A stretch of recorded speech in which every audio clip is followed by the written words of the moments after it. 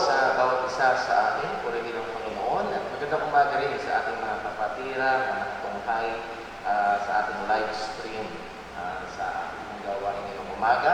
Tayo ay magsisimula sa ating Sunday School, and we are studying a very, very important na paksa sa ating pag-aaral patungkol sa mga katangian ng Panginoon, and that is about God's omnipotence. And hindi ko pinlanong magtagal tayo sa paksa na ito, pero I think it is needful para sa ating mga Kristiyano, sapagkat maraming maling paniniwala tungkol sa pagiging soberano, pagiging makapangyarihan ng Diyos. And then, Lord willing, next Sunday, meron po tayo kapatiran na suggest sa akin, and I think it is healthy na talakayin natin ang ilang mga katanungan or struggles, kagaya po ng in relation sa katotohanan na ang Diyos ay makapangyarihan. Halimbawa, kung ang Diyos ay makapangyarihan, bakit may nagdurusa? Kung ang Diyos ay makapangyarihan, bakit may kasamaan? Ito ho ay mga lehitimong tanong at madalas tinatanong ng mga tao sa Kristiyano, at kung hindi ho tayo handa sagutin ito sa ayon sa salita ng Diyos na may katotohanan, ay maraming Kristiyano ho ang hindi ho nakakasagot ng ayos. Yung iba ginagawa na lang basta. So Lord willing, ay tatawid mo hanggang next Sunday ang ating pag-aaral about the omnipotence of God, but I think it is healthy para po sa ating paglampalataya bilang mga Kristiyano. So tayo po ay magsimula sa pamamagitan ng pag-awit ng books of the Bible, and then isang hymno na matagal natin inaawit, actually 6 months, more than 6 months na natin inaawit, Oh, How I Love Jesus. So tayo po ay mawit sa mga.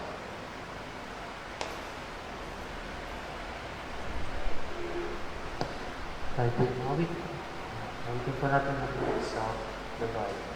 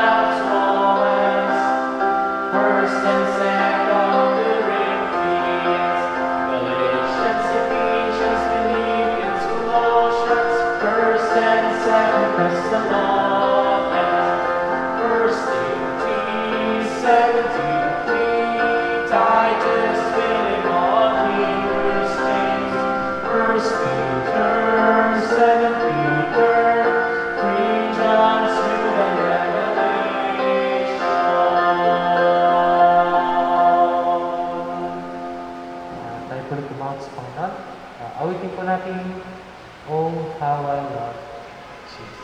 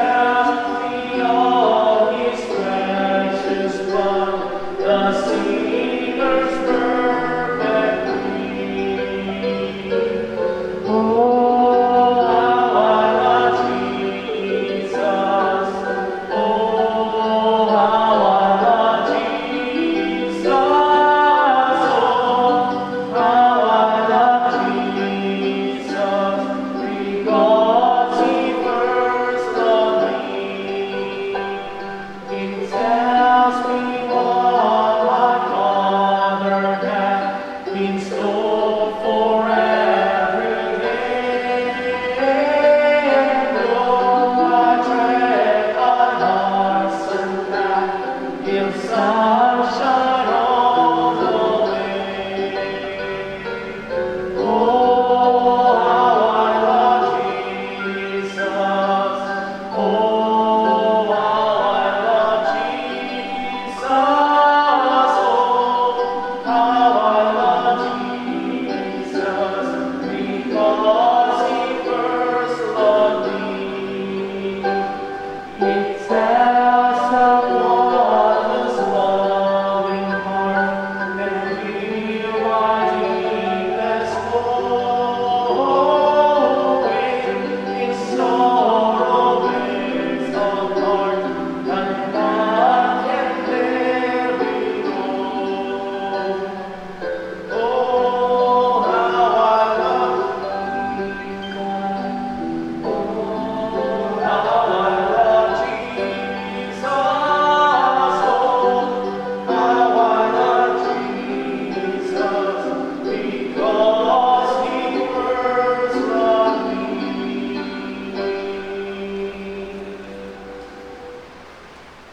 Amen.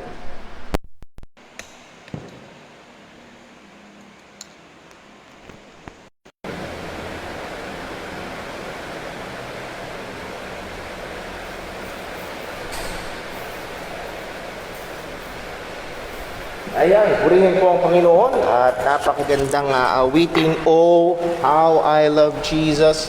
Naalala ko ho yung isang post sa Facebook na nakita ko na ang sabi, if you love me, we know that verse, sabi ni Jesus, if you love me, nakalagay, share, well, X.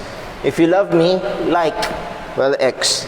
Hindi yun. Ang sabi ni Jesus, if you love me, keep my commandments. Ano ho? At mamaya ho, medyo mapabanggit ho natin yan sa ating pag-aaral, sa ating worship time. Nevertheless, tayo ho ay dadako muli sa ating pag-aaral patungkol ho sa katangian ng Panginoon. And this is part of our bigger or larger study about the fundamentals of the Christian faith. At ang gusto ho natin, kaya natin sinimulan ng pag-aaral na ito, ay upang ang mga mananampalataya dito sa JCBC in accordance to our 10th year church anniversary, at nag-anniversary tayo via live streaming, ay tayo ho ay mas lalong maging grounded sa mga katotohanan ng salita ng Diyos. At kung merong isang doktrina na palagi ang inaatake mula pa nung una, ay yung katotohanan na ang Diyos ay soberano, na ang Diyos ay makapangyarihan sa lahat, or sa atin hong pag-aaral that God is omnipotent. Bago tayo manalangin, ay buksan muna natin ating mga Biblia, and I hope ang ating mga kapatiran ay nakahanda ang inyong mga Biblia sa ating pag-aaral ngayong umaga sa Isaiah chapter 46. Isaiah chapter 46, at babasahin ho natin verses 9 hanggang verse 10. Isaiah 46 verses 9 hanggang verse number 10. So nakita niyo na ho ba? Ito po ang sabi ng salita ng Panginoon. Remember the former things of old. I am God, and there is none else. I am God, and there is none like me. Pinapaalala ng Diyos ang isang katotohanan, at itong katotohanan na ito ay hindi bago. Ang katotohanan na ito ay kumbaga lumang tugtugin na. Hindi ito bagong imbento, hindi ito naisipan lang, hindi ito bunga ng creativity ng tao. Ito ay totoo mula pa ng pasimula. Ano itong patotoo na ito? Merong Diyos. At ang sabi ng Diyos, walang iba. Siya lang at walang iba. Hindi totoo na marami ang Diyos, na meron lang pinaka nasa taas at ayun ay ang Diyos ng Kristyanismo. No, meron lang iisa at tunay na Diyos. At ano ang kaparaanan na ibinukod tangi ng Panginoon ang kanyang sarili mula sa ibang mga Diyos-Diyosan. Ang sabi niya sa verse 10, declaring the end from the beginning and from ancient times the things that are not yet done. Na nagpapahayag, ipinapahayag niya, sinasabi niya yung katapusan mula pa lang ng simula. Sinasabi niya yung mangyayari sa hinaharap mula pa noong mga lumang kapanahunan. Ang tanong, paano yun nagagawa ng Panginoon? Siya ba ay may bolang kristal na nakikita niya ang hinaharap kaya niya nasasabi kung ano ang mangyayari? Siya ba ay may mahiwagang teleskopyo na sinisilip niya ang future at base sa kanyang nakita na mangyayari sa future, siya ay gagawa ng plano? Or dahil siya ang may guhit ng plano, kaya niya alam kung ano mangyayari sa hinaharap dahil siya ang nagplano. Ang sabi niya, I am God, there is none else. I am God, there is none like me, declaring the end from the beginning and from ancient time the things that are not yet done, saying, my counsel, or in other words, my plan. Yung counsel dyan na hindi lang basta payo na you can take it or leave it. No, yung counsel dyan means plan. My plan shall stand, and I will do not most, not some, all my pleasure. Yung plano ko, mangyayari. Yung gusto ko, gagawin ko. Ito ang kakaibahan ng isang tunay na Diyos.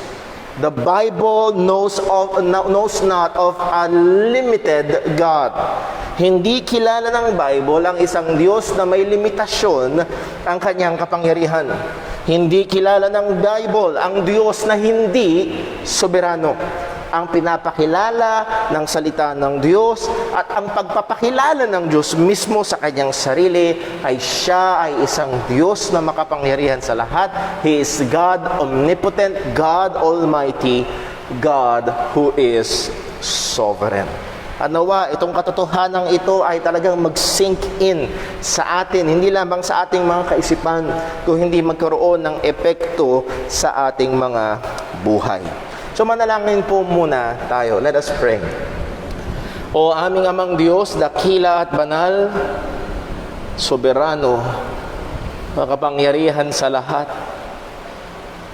tulungan mo kami na hindi lamang po malaman ng mga katotohanan na ito, kundi ito'y magkaroon ng labis at lubos na epekto sa aming pamumuhay. Na kami ay manginig sa takot, sa panggigilalas at pagsamba sa isang tunay na Diyos na soberano at makapangyarihan sa lahat. O Panginoon, pinupuri ka namin at aming hinihiling, O Diyos, sa biyaya mo, buksan mo ang aming mga mata upang makita namin ang mga dakilang bagay mula sa iyong mga salita. Turuan mo kami, Panginoon, sapagkat liban na ikaw, O Diyos, ang magbigay ng katotohanan sa amin ng mga bagay na ito'y pawang walang kabuluhan, oo, ito'y magiging kayabangan pa sa aming kaisipan. O Diyos, ikaw po nawang patuloy na maluwalhati. Ikaw rin po patuloy na magbantay sa amin. Saliksikin mo kami ngayon, O Panginoon. Anumang dumi, anumang pagsuhay, anumang kakulangan ng pagmamahal at pagsunod sa iyo, O Panginoon. Patawarin mo kami. Namin rin pong hiling, Panginoon, ang iyong pag-iingat, paggabay, pagpatuloy na biyaya, maging sa aming mga kapatirang nasa mga tahanan na nakatunghay ngayon sa aming gawain. Tulungan mo po, Panginoon. At madaming agaw pansin, pero nawa, O Diyos, ay aming maituon ang aming puso't isipan sa iyo at sa pag-aaral ng iyong salita. Lahat ng ito, Panginoon, ay aming hinihiling sa iyo. Sa pangalan ng aming Panginoong Hesukristo. Amen. Well, mag-review ho tayo ng mabilis, mga kapatid. Pinag-aralan ho natin nga ang mga katangian ng Diyos. We studied about the aseity of God. We studied about the immutability of God, the infinity of God. And itong mga pag-aaral ho natin na ngayon ay para bang categories under the infinity of God. the infinity of God with regards to time. God is eternal. Actually, He is not under o hindi siya nasa ilalim ng oras. Siya ay Diyos sa ibabaw ng oras. Hindi siya nalilimitahan. Hindi siya pwedeng sukatin ng oras na kung paano tayo ay tumitingin sa lahat ng mga bagay. And then, God is omnipresent. Inasad ang Diyos ay nasa lahat ng dako. Isa sa pinakamahiwaga at pinakadakilang katotohanan na nawa ay patuloy nating pagbulay-bulayan at ma-appreciate ay ang katotohanan na ito. God is here. At sa ating mga kapatiran na sa mga tahanan, God is also there. At kung ikaw man ay nagdadrive, God is there. Kung ikaw man ay nasa laot, God is there. There is no place na wala ang Panginoon. Sabi ng Diyos, meron bang lugar na pwede magtago ang tao na hindi ko siya nakikita? The answer is, nowhere. Walang lugar na hindi siya makikita ng Panginoon sapagkat pinupuno ng Diyos ang lahat ng dako. We studied about the omniscience of God. Alam ng Diyos ang lahat. At hindi ito tuwing may bagong impormasyon, halimbawa, natikullasan na ang vaccine sa COVID-19, ay dun lang din malalaman ng Panginoon. No. God is not acquiring knowledge in a progressive way. God knows all things in an intrinsic manner sa Kanyang sarili. Alam niya ang nakaraan, ang ngayon at hinaharap at mga bagay na posible. Lahat ng ito ay alam ng Diyos. Walang natatago sa Kanyang karunungan. Ang pagkaunawa niya, sabi ng Biblia, ay infinite. God's understanding is infinite. So, nandun ang kaalaman ng Panginoon. And then again, we are now studying the omnipotence of God. That God is all powerful. At kagaya nga ng sinabi ni E.W. Tozer, if you remember, that the omnipotence of God and the sovereignty of God always goes together. Pag sinabi natin God is omnipotent, hindi lang basta malaki ang muscle niya. Sana maunawahan niyo ang ibig sabihin. When we say God is omnipotent, nasa Kanya rin ang lahat ng otoridad. Kasi anumang kapangyarihan meron ka, pero kung wala ka namang otoridad, wala kang magagawa. Anumang otoridad meron ka, kunit wala ka namang kapangyarihan, wala ka ring magagawa. Pero pagdating sa ating Diyos, nasa Kanya ang lahat ng kapangyarihan at lahat ng otoridad. So when we say God is omnipotent, this is what we mean.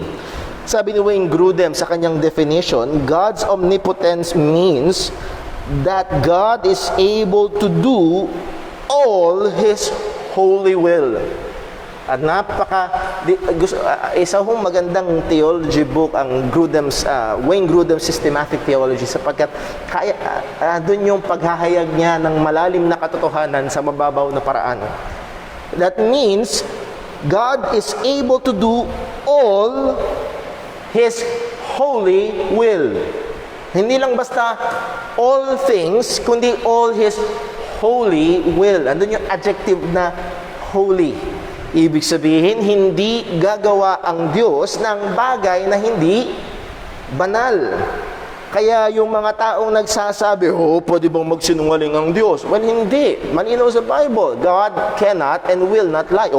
Hindi pala kayang gawin ng Diyos ang lahat ng bagay. Well, that is hindi marapat na kaisipan pagdating sa definasyon ng pagiging makapangyarihan ng Diyos. When we say kayang gawin ng Diyos ang lahat ng bagay, that is lahat ng Kanyang banal na kalooban. Because ang Diyos sa Kanyang katangian ay hindi loloobin ang anumang hindi sang-ayon sa Kanyang katangian ng pagiging banal. Balikan natin ang ilang mga talataho na atin hong pinag-aralan nung nakaraan sa mabilis na paraan. Let me just be selective. Tingnan na natin ang Isaiah 46. Isaiah chapter 14. Isaiah chapter 14. And verse number 27. Isaiah 14, verse 27. Ano po ang sabi? For the Lord of hosts hath purposed. And who shall disannul it? And his hand is stretched out, and who shall turn it back? Pinasyahan na ng Diyos. Sino magpapawalang bisa? Nakaunat na ang kamay ng Panginoon. Sino magpapabalik? And the implied answer there is, no one. Walang makakapikil. Isa sa mga paborito kong talata patungkol ho dito sapagkat napakaganda ng contrast ay sa Psalm 115. Sa Psalm 115 and simula na sa verse number 2. Wherefore should the heathen say, where is now their God? Psalm 115 verse 2. Ang sasabihin ng mga heathen, sumasamba sa iba't ibang mga Diyos-Diyosan, nasaan na ang Diyos nyo? And in context, ang pinapatungkalan dito ay ang bansang Israel. Out of all the nations doon sa Middle East, sa panahon na yon, ang bansang Israel, ang tanging bansa na walang rebulto. Ang Egypt, ang daming mga Diyos-Diyosan. Ang iba't ibang mga lugar, ay ang daming mga Diyos-Diyosan. Kaya pag tinanong, nasan yung Diyos mo? Ayun, no? Nasan yung Diyos nyo? Ayun, no? Kayo mga Hudyo, nasan ang Diyos nyo? Nasan ang maituturo yung ganun? Nasan ang Diyos nyo? Sabi nila, well, ang sagot ay ito, verse 3, but our God is in the heavens. He hath done whatsoever He pleased. Pinapakita dyan ang kataasan ng Diyos. He's in the heavens. Pinapakita dyan ang aktibidad ng Diyos at ang omnipotence ng Panginoon. He hath done whatsoever He hath pleased. Pagdating sa verse 4, their idols are silver and gold, the work of man's hands. They have mouth, but they speak not. Eyes they have but they see not, and so on and so forth. Itong mga Diyos-Diyosan na pinagmamalaki ng mga pagano na anumang gawa man sa ginto, gawa sa pilak, gawa sa tanso, bato, o kung anuman, ito ay napakagandang tignan, pero walang kayang gawin. Pero ang tunay na Diyos, hindi mo nakikita, pero lahat ng kalooban niya, ginagawa niya. Listen, ito ho ang isang katotohanan na gusto ko hong makita ho natin. Ang tunay na Diyos, omnipotent. Ang mga hindi tunay na Diyos, walang kayang gawin. And the point is this, there's nothing in between. Walang Diyos na medyo may kayang gawin lang. Walang Diyos na medyo 80% lang ang power niya. Ang Bible ay nagtuturo lang merong Diyos na omnipotent, sovereign, at everything else is false gods. So walang kompetisyon pagdating sa pagiging Diyos. Ito ang katotohanan. Ang Diyos-Diyosan, walang kapangyarihan. Ang tunay na Diyos, soberano at makapangyarihan sa lahat. Kaya ho yung pananaw na nagsasabing ang Ama ay Diyos, si Jesus ay Diyos, ang Banal na Espiritu ay Diyos, pero si Jesus ay mas mababa, at ang Banal na Espiritu ay mas mababa, hindi ho lalapat. Sapagkat ang kilala lang at pinapakilala lang na Diyos ng Biblia ay Diyos na soberano. Therefore, ang tamang pananaw, the right understanding of the Trinity is God is one God in triune person, in three persons, co-equal and co-eternal. Pantay sila. Pero iba-iba ang gawain. Nakuha ba natin? Iba-iba ang gawain. Para bang sa mag-asawa, let me just use that example, hindi mas mababa ang babae kaysa sa lalaki. Pantay sila, parehong nilikha sa imahe ng Panginoon. Pero magkaiba ang kanilang gawain sang-ayon sa disenyo ng Diyos. At ganoon din sa three persons of the Trinity. Hindi ibig sabihin na mas mababa, sapagkat kung mas mababa, edi hindi na siya perfect. At kung hindi perfect, edi hindi na siya Diyos. And the Bible knows of nothing like that. Sa New Testament ho, sa Ephesians chapter 1, verse 11. Sa Ephesians chapter 1, verse 11, at ang sabi ni Apostol Pablo ay ito, in whom also we have obtained an inheritance, being predestinated according to the purpose of Him who what? Who worketh all things after the counsel of His own will.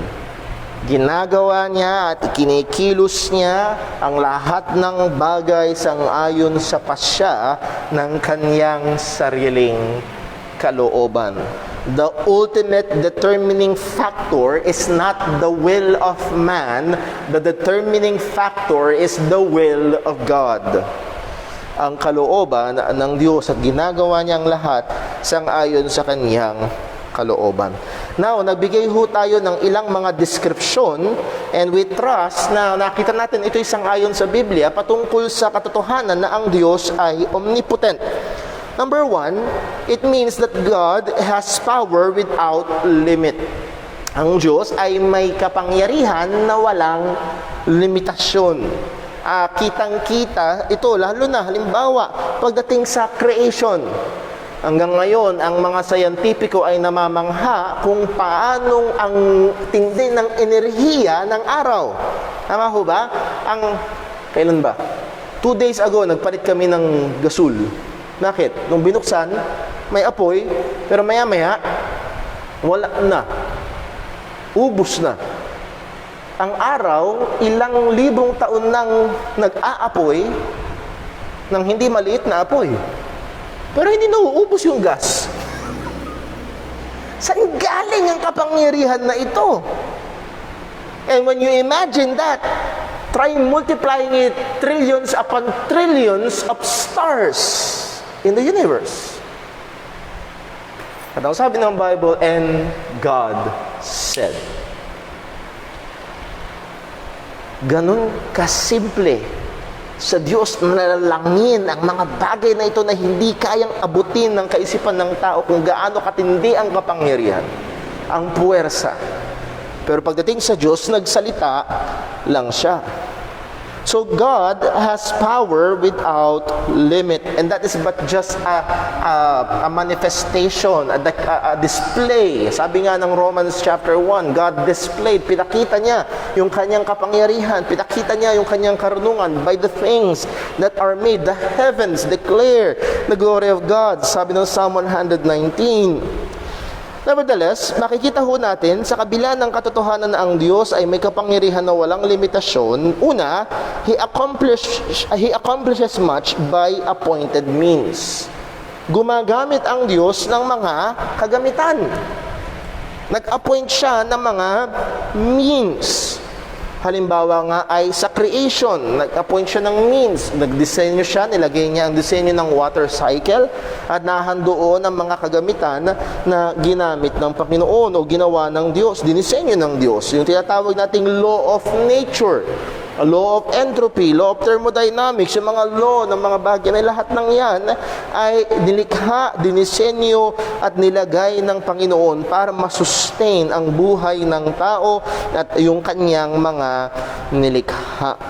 So He accomplishes much by appointed means. Halimbawa ay sa tao.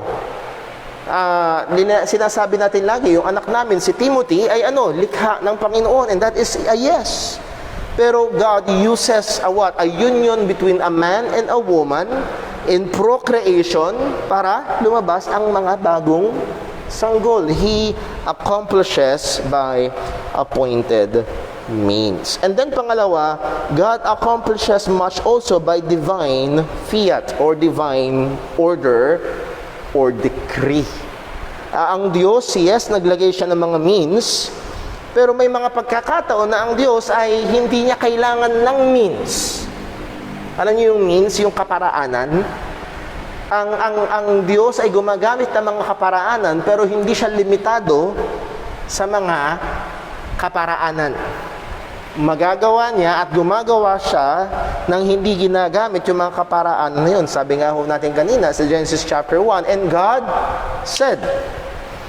Hindi niya kailangan kumuha pa ng maghanap ng helium, maghanap ng mga oxygen at maghanap ng mga kung anong elements para pagsamasamahin at likhain ang bituin, kung hindi nagsalita lang siya at lumabas na. Or maging sa himala ng virgin birth ng ating Panginoong Hesukristo. Hindi niya ginamit ang means ng procreation between Mary and Joseph, kung hindi, what? The divine fiat, yung kalooban ng Diyos, yung diniklara ng Panginoon na magbubuntis ang birhen na si Maria. So narito ho ang katotohanan na sa pagiging makapangyarihan ng Diyos, gumagamit siya ng kaparaanan. That means, listen, God is involved and working through the means. Nakukuha ho ba natin? Kasi madalas ho ang idea ng mga tao pagdating sa kapangyarihan ng Diyos or gawa ng Diyos, lagi lang himala. Tama ba? Yun ang madalas natin iniisip ay, halimbawa, si Brother Alex, nagbiyahe ng tricycle, kumita ng pera. Well, gawa ko yun eh. Pero pag isang araw, pagbukas ni Brother Alex ng kanilang kwarto, tapos yung higaan nila, punong-puno ng limpak na pera. Huy, himala! Iba ho yun. Ang kadalasan ng isip lang ng tao ay ano? Ang paggawa ng Diyos ay mahimala lang. No. God works through means. Siya ang nagbigay ng lakas. Siya ang nagbigay ng buhay. Siya ang nagbigay ng kakayahan para magawa yung pagbabiyahe na yun. So, God is actively working. Ang Diyos ang nagdadala ng mga pasahero. Ang Diyos ang nag-iingat dun sa tricycle. So, God is active even through all those means. And then, pinag-aralan din ho natin, divine omnipotence is power without contradiction. Nasabi natin kanina, yung definition ni Wayne Grudem, according to His holy will. So, hindi gagawa ang Diyos ng isang bagay na labag sa kanyang kabanalan.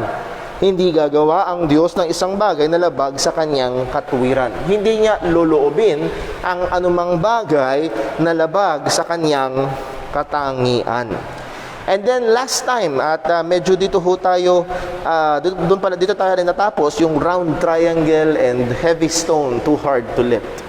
Kaya bang gumawa ng Diyos ng round triangle? Naalala niyo ho yun? Bilog na triangulo. So, pag meron nung namiloso po na nagsabi, kayang gawin ng Diyos lahat? Sige nga, kaya ba niyang gumawa ng patsulok na bilog? Ang hamon ho doon, drawing mo nga.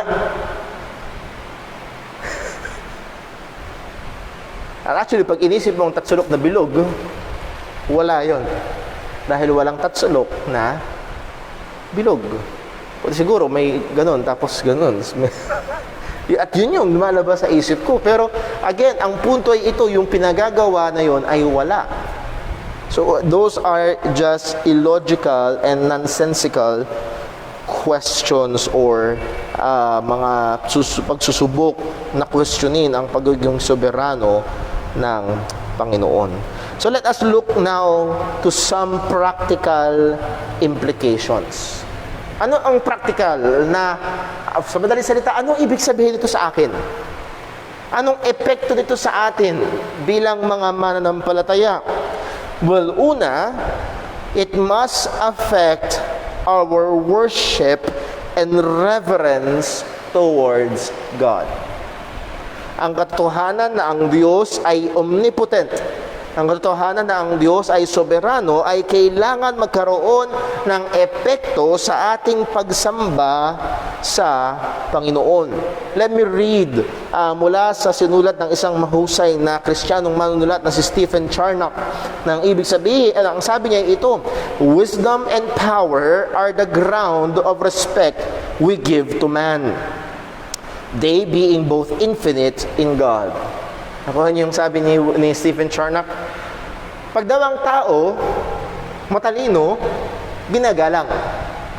Pag ang tao makapangyarihan, ginagalang. Pero anumang talino ng tao, anumang kapangyarihan ng tao, pagdating sa tao, ito ay limitado. Pero ang karunungan at kapangyarihan pagdating sa Diyos, ito ay parehong walang hanggan at perpekto. So kung ang tao ay nagre-respect sa taong marunong at sa taong makapangyarihan, how much more respect, how much more reverence, how much more fear ang kailangan na ibigay natin sa Panginoon. How much more ground we have to pay a mighty reverence to God, sabi ni Charnock, who without trouble and weariness made and manages this vast empire of the world by a word and beck. Ang Diyos ng hindi napapagod, ang Diyos ay hindi siya nagugulumihanan kung ano ang mga gagawin niya. At narito ang lahat ng bagay ay ginawa niya at lahat ng bagay ay minimintan niya. What reverence and adoration that this mighty power joined with infinite wisdom in God demand at our hands. Anong pagsamba, anong paggalang, anong pagkatakot, anong pagkamangha ang dapat idulot nito sa atin, na ang Diyos na ating sinasamba tunay, siya ay makapangyarihan sa lahat, nasa Kanya lahat ng otoridad, siya ay soberano at walang hanggan ang Kanyang karunungan.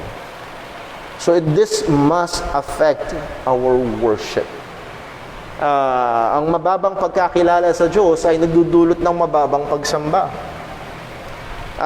Ang kailanman, sabi nga hindi si John MacArthur ang nagsabi, ignorance is never the mother of deep worship. Ang kaignorantihan ay hindi kailanman ina ng malalim na pagsamba.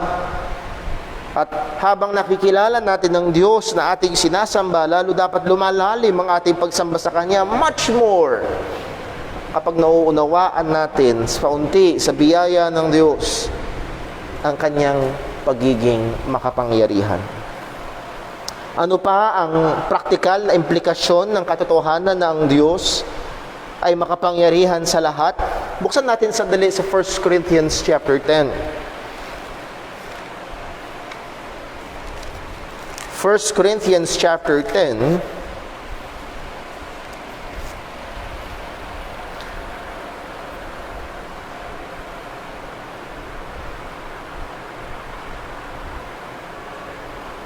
and verse number, subukan na ho natin sa verse number 21. Ye cannot drink the cup of the Lord and the cup of devils. Ye cannot be partaker of the Lord's table and the table of devils. In short, you cannot be compromising. Why? Verse 22, ang sabi ni Pablo, do we provoke the Lord to jealousy? Nasubukan mo pagselusin ng Panginoon na mamangka ka sa dalawang ilog? At ang sabi niya, are we what? Are we stronger than He? Mas malakas ba tayo sa Kanya? Na kaya mong brasuhin ng Panginoon upang payagan ka na mamangka sa dalawang ilog, sama-sama at sinusubukan mong kapitan sa kabilang kamay ang kabanalan? And the answer to that is definitely no. We are not stronger than Him. Therefore, we must not rebel against Him.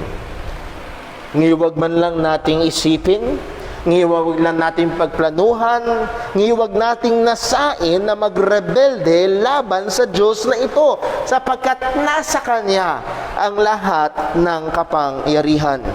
Kaya nga ho, ang isang taong makasalanan, ang isang taong rebelde sa Panginoon ay kailangang mag-isip ng mabuti. Siya ba ay magpapatuloy sa pakikipaglaban sa Diyos na ito?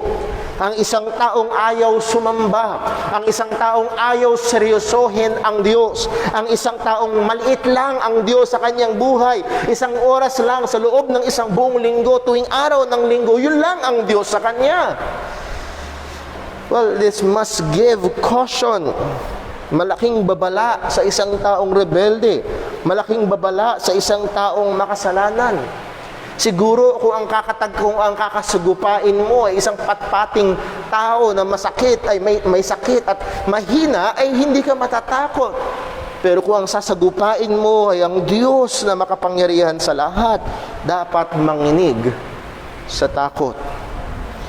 God is not merely requesting, lalo na pagdating sa kaligtasan, ang Diyos ay hindi nagre-request na ikaw ay sumampalataya.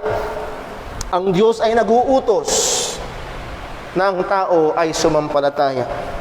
Kaya ho sa atin ho mga minamahal na maaaring nakatunghay sa inyong mga sa ating live streaming, na hindi patunay na mananampalataya, hindi ka patunay na nagtitiwala kay Jesus.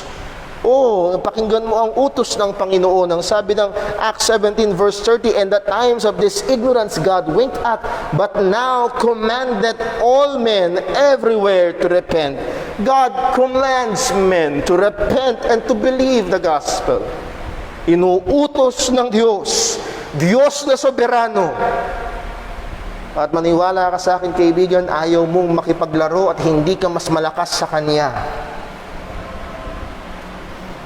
At ang kailangan gawin ay magsisi at sumampalataya. Kung meron man ho nag-iisip na isang tao na kaya niyang lumusot sa Panginoon, na kaya niyang makipaglaro sa kasalanan, na hindi ito nakikita ng Diyos at walang kayang gawin ng Panginoon sa kanya, mga kapatid, nagkakamali sila sapagkat ang Diyos na ito ay Diyos na soberano. Ayun ko lang ho napansin, nakamas pa rin ako, kaya nga pala nandito. Nasanay na lang ho talaga. Well, pangatlo, ano pa ho ang magandang praktikal na implikasyon nito? At marami pang iba. Pero gusto kong ipunto, kung hindi lang ito babala sa nagkakasala o babala sa makasalanan, ang katotohanan na ang Diyos ay soberano ay malaking kaaliwan sa Kanyang mga anak. Comfort to God's children. Hindi ko lang nailagay ho dito yung quotation, exact quotation from Spurgeon. Ang sabi niya, "The omnipotence of God or the sovereignty of God is a pillow upon which the believer can lay his head at night." Ito yung unan na pwedeng sandigan, higaan. Ito yung unan na pwedeng kung saan sa gitna ng kabagabagan, sa gitna ng problema, sa gitna ng gulo sa paligid, ang katotohanan na ang Diyos ay soberano ay pwedeng iunan ng Kristiyano at makakatulog pa rin siya. Hindi yung ibig sabihin walang problema, hindi ibig sabihin na hindi mabigat ang problema, pero ang ibig sabihin ay may Diyos na may hawak at kontrolado niya maging ang mga bagay na hindi natin kaya. Ang sabi ho ng Psalm 27 verse 1, "The Lord is my light and my salvation, whom shall I fear? The Lord is the strength of my life, whom shall I be afraid?" Sapagkat ang Diyos na soberano na ito ay sa atin. Sinong laban sa atin? Sabi nga ni Pablo sa Romans chapter 8 verse 28, we know the verse, "And we know that all things work together for good to them that love God, to them who are the called according to His purpose." Ito ay malaking comfort. Ang Diyos ay soberano kapag tayo ay nananalangin. Alam natin na kayang gawin ng Diyos kung sang-ayon sa Kanyang kalooban. Naalala niyo yung sabi ni John, "And this is the confidence that we have in Him, that if we ask anything according to His will, He heareth us." Kung sang-ayon sa Kanyang kalooban ang ating hinihingi, no doubt, let's take comfort na ang Diyos na soberano, na ang Diyos ay na makapangyarihan sa lahat, ay i-accomplish niya ito. Buksan lang natin sa Ephesians chapter 3. Ephesians chapter 3.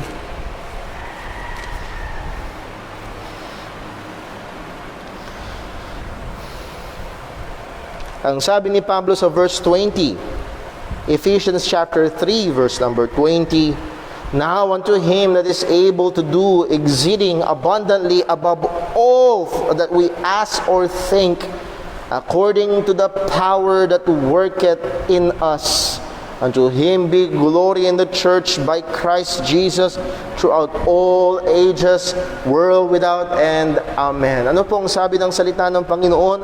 Sa Kanya, sa Diyos na makapangyarihan, na ano daw? Able, kaya niyang gawin ang ano? Exceeding abundantly above. Again, typical sa style ng pagsusulat ni Apostol Pablo ang pagpapatong-patong ng mga mga adjective na ito, exceeding na, abundantly pa, above pa. Saan? All that we ask or think. O minsan humihingi tayo, tas magugulat tayo sa pagkakaloob ng Panginoon na mas malaki pala, mas dakila pala yung plano niya, yung kaparaanan niya. Hindi sang-ayon sa ating kaisipan o kaparaanan. At itong paggawa ng Panginoon na ito according to the power that worketh in us. Kaninong kapangyarihan yun? Sa Diyos na gumagawa sa atin. So again, mga kapatid, it is a comfort to the believers. This must affect our worship, and this must give caution to the sinner and a comfort to the believer that God is omnipotent.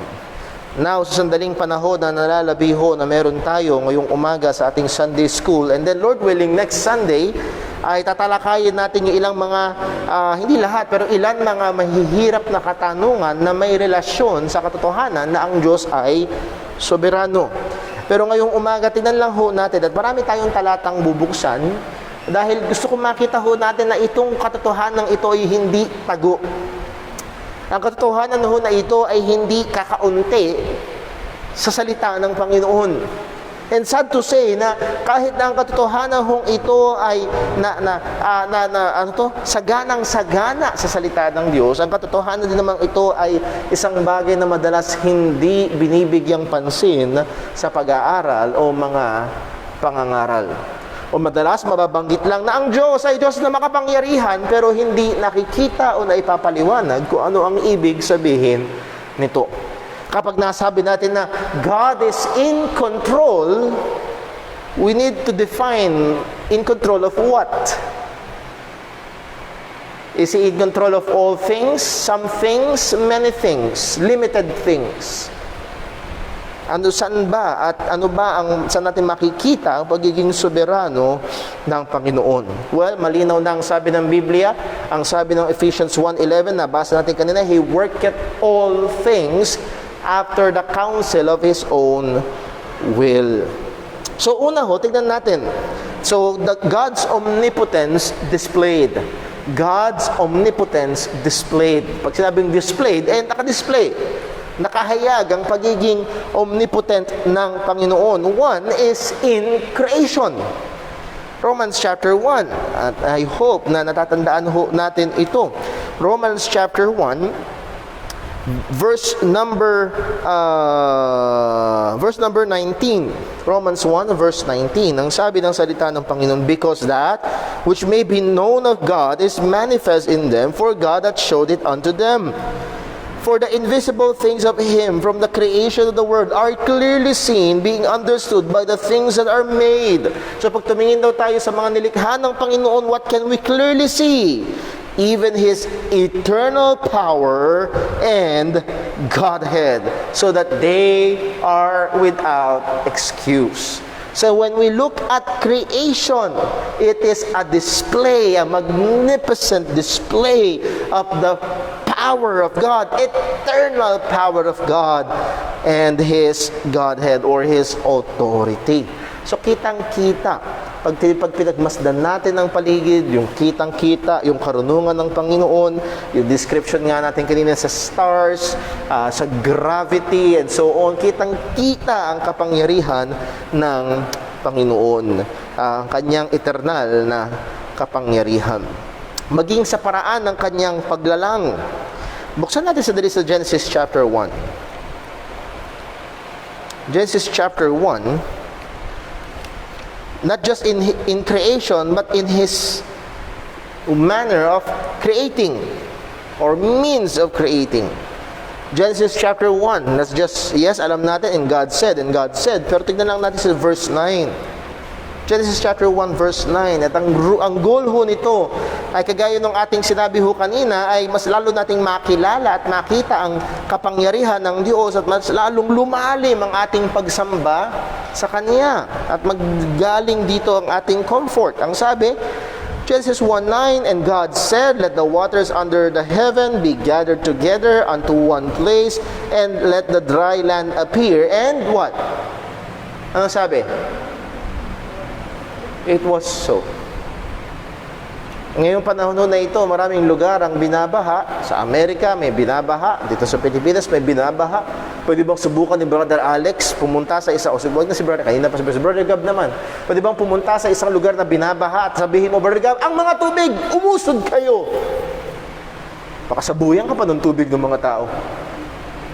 Pero ang sabi ng Panginoon, lahat ng tubig sa ilalim ng langit magtipon-tipon upang lumabas ang tuyong lupa. And nangyari nga. Verse 10, and God called dry land earth, and the gathering together waters called seas, and God saw it was good. Verse 11, and God said, let the earth bring forth grass, and herb yielding seed, and the fruit tree yielding fruit after his kind, and whose seed is in itself upon the earth. And it was so. Kahapon ho, medyo nagkukwento yung aking ate tungkol sa kanyang garden at medyo nahahaling sa paghahalaman ng aking kapatid. At pinatikman niya na ako ng ilang mga, minsan may inaani siyang mga dahon at ginagamit niya sa pagluluto at ito'y masarap at anahan doon yung kanyang relaxation sa paghahardin. Pero it takes effort. Yes? Tanim dito, dilig dito, pataba doon, bantay doon, linis dito. Alam ni Brother Alex yan sa pagtatanim? Ang tinding effort, hindi madali. Pero ang sabi ng Diyos, magkaroon yan. And it was, hindi niya kailangan maghanap ng buto. Dito na sinabi lang niya at nangyari. Ito ay nagpapakita ng matinding kapangyarihan ng Panginoon. So, mauobserbahan natin ito sa nilalang at sa paglalang ng Panginoon at maging sa mga sa tinatawag nating nature. Alam niyo ho, talamak na sinasabi at maging sa mga science books at tinatawag na Mother Nature. We cannot escape Mother Nature as if this Mother Nature has a will of its own. Pero kagaya ng sinabi natin, it's not Mother Nature but Father God. Ang Diyos na makapangyarihan, hindi ang Mother Nature ang may hawak. Nakikita natin ito sa ilang mga example sa Biblia. Halimbawa, sa ulan. Sa Job chapter 26 verse 7, pwede nyo na akong ilista for the sake of time. Ang sabi ng Job 26 verse 7, He stretcheth out the north over the void and hangs the earth on nothing. By the way, yan ho ay very strange statement. Kailan lang na-discover ng mga tao na ang mundo, ano yung mga unang paniniwala? Ang mundo nakapatong sa malaking pagong at yung may malaking pagong, kung tama yung alala ko, may malaking pagong at sa ibabaw ng malaking pagong may malaking elepante at sa ibabaw ng malaking elepante doon nakapatong ang mundo. Huwag ka masyadong maglalayag, baka mahulog ka. At yun ang paniniwala ng mga tao around 2,000 years ago. Yes? Again, that is just historical. That's just facts. Kamakailan lang nalaman ng mga tao na ang mundo ay bilog. At oo, kamakailan lang din nalaman ng tao na ang mundo ay umiikot sa araw, pero wala namang taling. Sino ito nakagawa na ng project sa school, yung solar system? Yung mga, tawag dito, styrofoam na bola? Ano ginagawa doon? It's either nakabitin sa PC, nakatusok sa alambre, o nakatusok sa tingting para mapanatiling nakabitin. Again, 2,000 years ago, hindi yan alam ng tao. Pero many thousand years before malaman niya ng tao, sinaysay na ng salita ng Diyos. Sa Job chapter 26 verse 7, He hangs the earth on nothing. Ibinitin ng Diyos sa kawalan, sa space, ang mundo. Wow, just the wisdom and the power of God. Verse 8, ang sabi, He binds up the waters in His thick clouds, and the cloud is not split under them. Hindi ba kayo naman? Nalala ko nung bata ako, namamangha ako sa ulan. Minsan 2 araw, tuloy-tuloy ang ulan, tapos napakalakas. Kung ang dami naman tubig. Pero pag bumabagsak, patak-patak. hindi isang bagsakan na. Paano yun nadadala ng ulap? Ang bigat-bigat.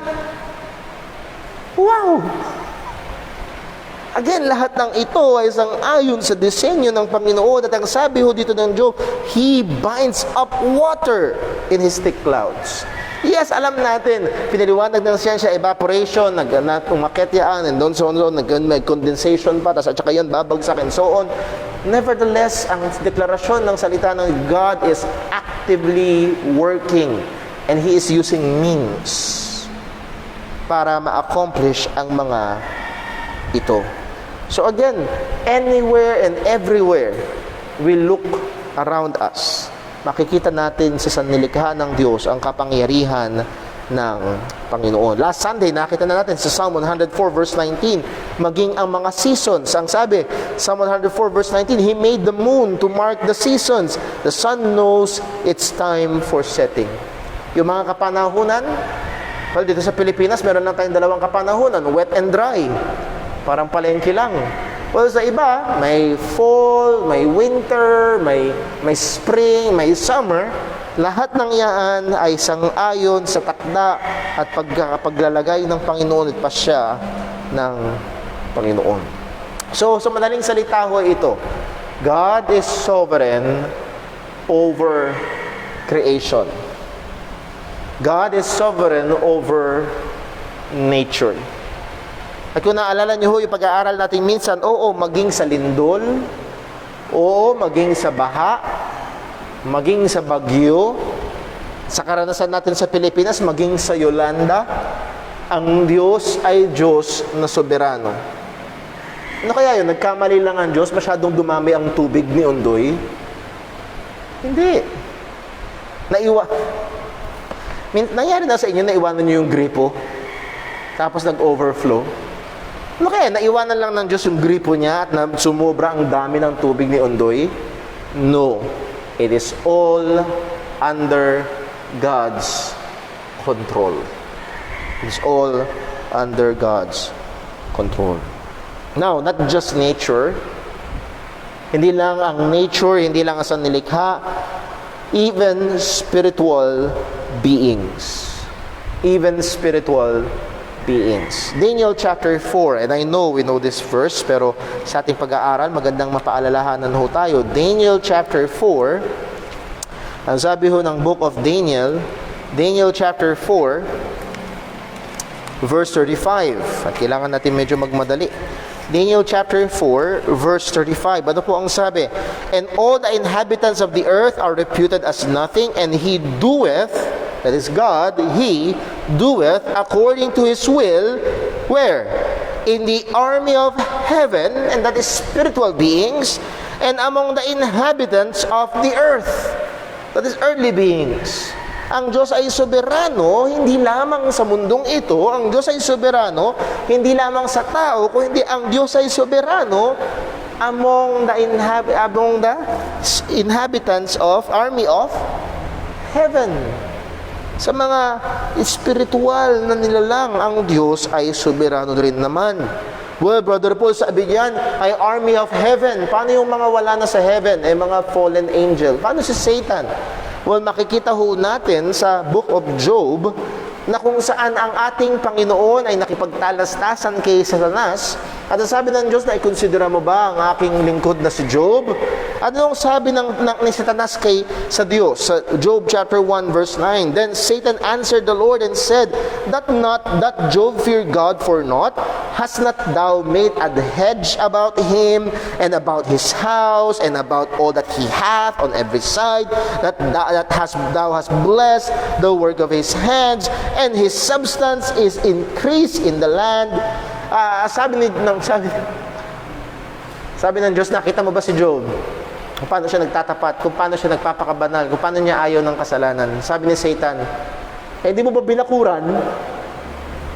Binakuran mo siya, binakuran mo lahat ng pagmamayari na, binakuran mo lahat ng buong pamilya niya, plus pinagpala mo lahat ng ginagawa niya. Anong punto? Hindi siya kayang galawin ni Satanas dahil binakuran ng Panginoon. Kaya nga ang sabi ni Satanas ay ito, "Now put forth thine hand and touch all that he hath, and he will curse it to thy face. And the Lord said to Satan, Behold, all that he hath is in thy power.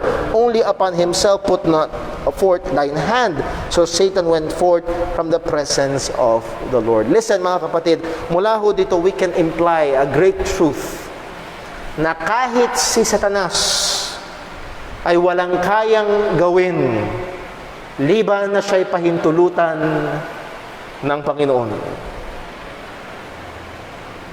God is sovereign even over the devil. Hindi ito para nakikipagbulong braso ang Panginoon at minsan panalo siya at minsan talo siya. Brother po, sa nakikita, and this is one part of our answer pagdating sa pagiging soberano ng Diyos at ang kasamaan. Ba't pag tumingin tayo sa paligid, kung ang Diyos ay soberano, bakit ang daming masamang nangyayari? Because in the sovereign will of God and in the infinite wisdom of God, He saw it fit. Lapat sa kanyang plano, lapat sa kanyang kalooban na pahintulutan ang mga bagay na ito. Ngayon, hindi man natin ma-agree yun sa ating kaisipan, hindi ibig sabihin mali ang Diyos. Nakuha ba natin? Hindi kailangang ipaliwanag ng Diyos ang kanyang ginagawa sa atin. Lord, naintindihan ko na. Check, pwede mo nang gawin. Hindi. Kahit hindi natin maunawaan, malinaw pa rin ang katotohanan. Ang Diyos ay Diyos na soberano. So siya ay soberano, makapangyarihan sa lahat, hindi lamang sa sanlilikha, hindi lamang sa nature, hindi lamang sa maging sa mga spiritual na mga bagay o mga nilalang, ang Diyos ay soberano. Ang Diyos ay soberano, nasabi na natin, maging sa tao, over the inhabitants of the earth. But let's put some details. Una, God is sovereign even over leaders. Human leaders. Human authorities. Anong sabi ng Romans chapter 13? Ang Diyos ang naglalagay ng mga otoridad. And all throughout the history of mankind, may iba't ibang mga leader na dumaangat. May mga diktador, may mga magagaling, may mahuhusay, may masasama na mga leader. Pero ang lahat ng yan ay sang-ayon sa soberanong kapangyarihan ng Panginoon. Sa Proverbs 21 verse 1, ang sabi, "The king's heart is in the hand of the Lord, as the rivers of water. He turneth it whithersoever He will." Either kahit man ang Diyos na kahit man ang hari na ito ay hindi kumikilala sa Diyos, ang katotohanan ay totoo pa rin. Ang puso niya ay hawak ng Diyos. At ibabaling ito ng Diyos kung saan niya gusto upang mangyari ang sang-ayon sa kanyang kalooban. Sa salita ho ng Diyos, makakakita ho tayo sa history ng Israel na kung saan ginamit ng Panginoon ang Persian army para parusahan ang bansang Israel. Pero hindi alam ng Persian army, hindi alam ng Persian king na sila'y ginagamit ng Diyos. Pero hawak ng Panginoon maging ang mga taong ito.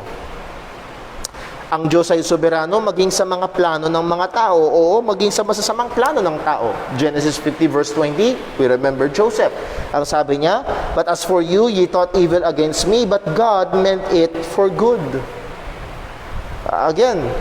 Hindi ho labas sa soberanong kapangyarihan ng Diyos itong masamang pagpaplano ng mga kapatid ni Joseph. Hindi ibig sabihin ang Diyos ang simula o pinagmumulan ng kasamaan, pero hindi ito labas sa kanyang soberanong kapangyarihan. The greatest evil that man has done, ang pinakamasamang bagay na ginawa ng tao, walang iba kung hindi ang pagpatay sa walang salang anak ng Diyos. Anong sabi ng salita ng Panginoon? sa Acts chapter 22, Acts chapter 2 verse 22, "Ye men of Israel, hear these words. Jesus of Nazareth, a man approved of God among you by miracles and wonders and signs, which God did by him in the midst of you, as ye yourselves also know, him being delivered by the determinate counsel and foreknowledge of God." Paano nangyayari na napagkaisahan si Jesus, na naipako siya sa krus? Nadaig ba siya sa kapangyarihan? Nadaig ba siya? No. Because it is according to the plan of God. Nevertheless, responsable pa rin ang tao. Ang sabi niya, "Ye have taken and by wicked hands have crucified and slain." So, ang Diyos ay soberano, maging sa pinakamasamang nangyari o ginawa ng tao. Ito ay sang-ayon sa kanyang plano. Well, hindi lang ho yun, ang Diyos ay soberano maging sa kaligtasan. Pinag-aralan na ho natin to at wala tayong sapat na oras para maging detalyado dito.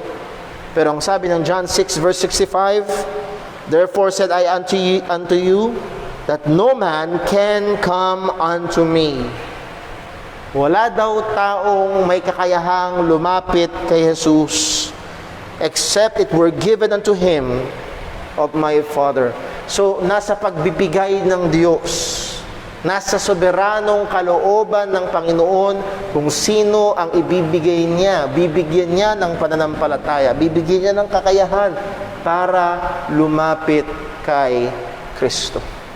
Ang Diyos ang nagbubukas ng puso. Acts 16 verse 14. Hindi tao ang nagbubukas ng puso, kung hindi ang Diyos. Ang Diyos ay soberano maging sa kaligtasan ng tao. And lastly, tingnan ho natin, ang Diyos ay soberano maging sa pang-araw-araw na buhay ng mga Kristiyano. Sabi ng Philippians 2 verse 13, "For it is God which worketh in you both" what? "To will and to do according to His good pleasure." Ibabad ho natin ng kaunti ito sa ating isip. Ang Diyos ay soberano na gumagawa sa atin to will and to do. Sino ang halimbawa dito sa church ngayon, sino ang nagnasang pumunta dito ngayon? Tayo. Tama? Sino ang gumising, nagbihis, naligo muna, kumain, I hope naligo muna. At nagpunta rito. Sino? Tayo. Pero sabi ng Biblia, it is God which worketh in you. Kaya nga sabi ni Pablo, "I am crucified with Christ, nevertheless I live, yet not I, but Christ liveth in me. And the life which I live by the faith, I live in the flesh, I live by the faith of the Son of God who loved me and gave Himself for me." Sabi niya, by the grace of God, I am what I am. Yet the grace of God which was given me is not in vain, for I labor more abundantly than they all. Yet not I, but the grace of God which was with me. So ang Diyos ay soberano maging sa ating pang-araw-araw na lakad sa buhay Kristiyano. So nawa ang mga katotohanan ito ay lalo magdulot sa atin ng mas malalim na pagsamba, mas matinding pagkamangha, at mas magandang pagpananaw. Again, nakakasawa namin dati, tutok na tutok ako sa bilang ng COVID-19. Naalala niyo ho yun? Halos tuwing pag-aaral natin yung latest na bilang sa COVID-19. Dati laging bilang sa gasolina ang naririnig. Ngayon laging bilang sa ilan ang COVID-19, ilan ang gumaling, ilan ang namatay, ilan ang naka-recover na. Laging may bilang na ganyan, bilang na ganyan, bilang na ganyan. Kailan ba matatapos ito? Mukhang magsa-celebrate tayo ng Pasko na naka-mask, naka-face shield, at naka-physical distancing. Baka. Pero mga kapatid, let us be reminded, God is sovereign even over this pandemic. Ang Diyos ay soberano. At ito nawa ang sandalan natin at purihin natin ang Diyos. Ang Amerika hanggang ngayon, kinikilalang isa sa pinakamakapangyarihang bansa sa buong mundo. Hanggang ngayon, hirap na hirap sa COVID-19. Pero sa Diyos, siya ay soberano maging sa bagay. Nawa, ito'y maging comfort sa atin. Nawa, mamaya, sa ating sama-samang pagsamba, ito'y lalong magtulak sa atin sa mas malalim, mas mainit na pagsamba. Dahil sumasamba tayo hindi sa mahinang Diyos. Sumasamba tayo hindi sa maliit na Diyos.